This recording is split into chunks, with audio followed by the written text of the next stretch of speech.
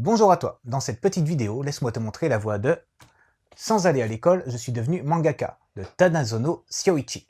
On va voir comment ta passion pourrait t'aider à résoudre tes problèmes scolaires et même devenir ton métier.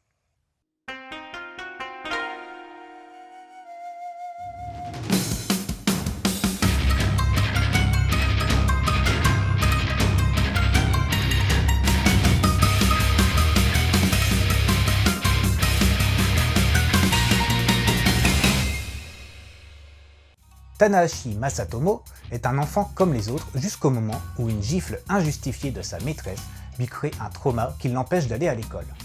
Incapable de comprendre ce qu'il a fait de mal, le garçon a tellement peur qu'il tombe malade chaque fois qu'il doit y aller.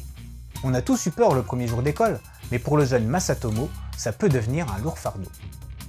Ses parents, mis au courant des raisons de ce malaise, vont tout essayer pour l'aider, mais sans succès. Le garçon voit défiler les séances chez un psy, les profs particuliers, sans que le problème soit résolu complètement. Parfois, il pense pouvoir s'intégrer, mais l'attitude de ses camarades rend ce désir impossible. Cette absence scolaire chronique sera la cause du harcèlement que le jeune garçon va subir tout au long de sa scolarité.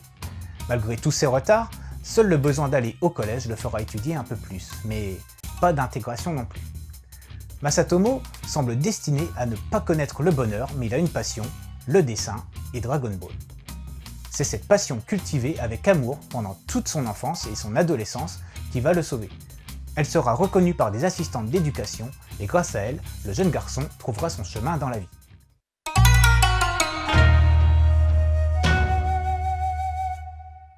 Pour ce qui est du graphisme, les personnages sont réalisés suivant des idées différentes.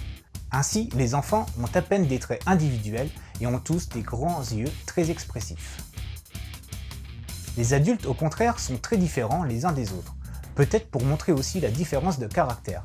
Tu trouves donc les maîtresses plus douces représentées avec des traits arrondis, tandis que celles qui sont plus sévères sont identifiées avec des traits plus anguleux. Les décors sont plutôt sobres, à peine esquissés. Il s'agit de précision pour situer les scènes. La régularité du graphisme est suivie dans le découpage des cases, ce qui peut donner au manga un air répétitif. En effet, la structure carrée est la plus utilisée. Bien délimitée même si, parfois, tu trouves des cases sans cadre. Tout est sage et ordonné. Même les bulles sont assez régulières, même si parfois elles adoptent des formes différentes pour s'adapter aux sentiments des personnages. Comme il s'agit d'un manga raconté par le personnage principal, on pourrait s'attendre à des commentaires permettant la variété des bulles. Mais non. Les pensées de Masatomo sont elles-mêmes sagement enfermées dans des carrés et des rectangles. Cette allure régulière se trouve aussi à l'intérieur des cases. Elles sont constituées surtout de gros plans des personnages, pas plus d'un ou deux par case. Ce procédé permet de mieux montrer les sentiments des personnages. On trouve aussi des plans moyens et un procédé beaucoup utilisé dans le cinéma d'Ozu. De qui? C'est un réalisateur japonais très connu. Cherche sur le net si tu veux en savoir plus. Un de ses traits caractéristiques est celui que tu trouves dans le manga. Des personnages qui parlent de face et semblent interpeller directement le lecteur. On se situe ainsi à l'intérieur de l'action, endossant le rôle du personnage qui participe au dialogue. Pour ce qui est des onomatopées, elles ont été complètement traduites en français. Peut-être parce que l'on destinait le manga à un public plus large, compte tenu du propos du manga. Ce one-shot a été publié au Japon en 2015 par Futabasha Publishers et en France par les éditions Akata en 2016. Il s'agit d'une histoire semi-autobiographique dans laquelle l'auteur raconte son enfance hors norme. Or, le fait de ne pas avoir été scolarisé de manière régulière ne l'a pas empêché de trouver un métier, le métier de ses rêves, et de devenir un adulte comme les autres. Il faut signaler que le titre est un peu trompeur car le jeune Masatomo n'est pas déscolarisé. Il va à l'école de temps en temps et poursuit son éducation à la maison grâce à plusieurs ressources. Il n'est donc pas laissé à son libre arbitre. Ses parents sont toujours là pour l'aider. Plus qu'un déni d'enseignement, son problème est plutôt une pathologie contre laquelle l'enfant n'arrête pas de lutter. Alors ne pense pas qu'il s'agit d'un manga contre l'école, au contraire. Et si tu aimes Dragon Ball, tu trouveras plein de clins d'œil à cette série et même, en fin de volume, quelques mots de Toriyama Akira lui-même.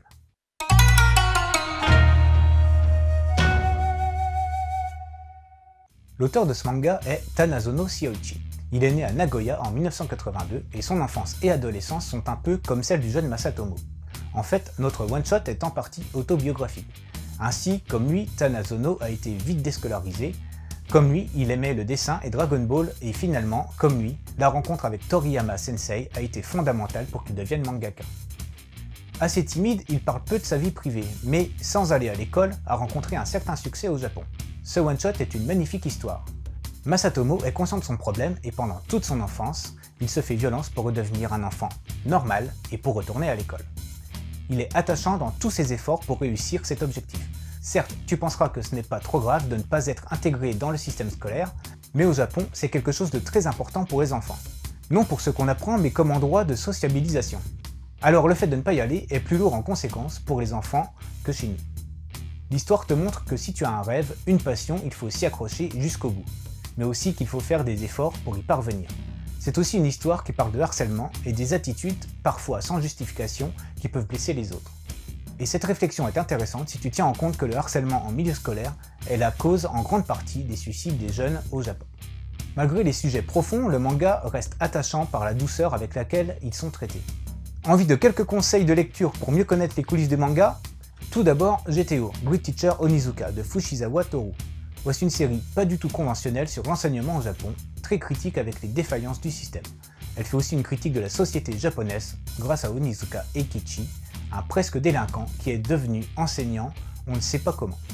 Avec des méthodes peu orthodoxes, il va néanmoins réussir le pari de mettre sur la bonne voie les élèves du pire lycée de Tokyo.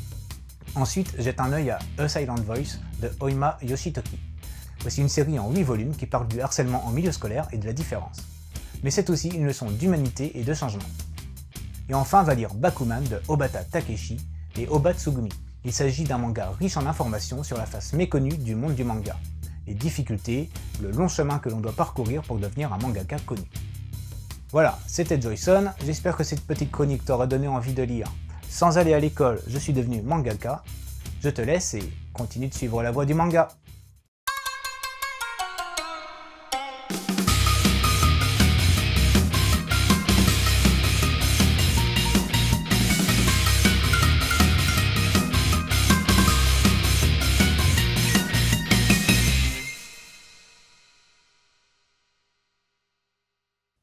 Et toi là, donne-moi ton goûter.